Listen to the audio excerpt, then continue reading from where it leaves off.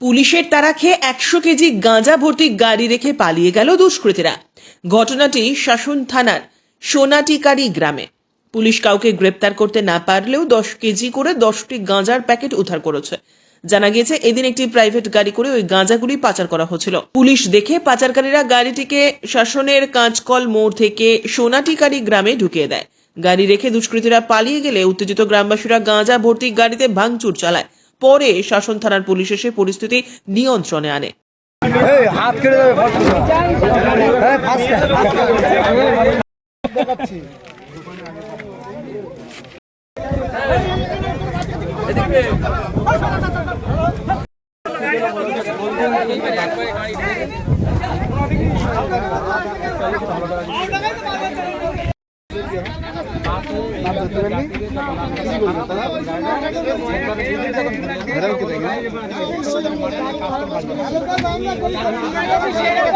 Bureau report, উত্তরের প্রহরী।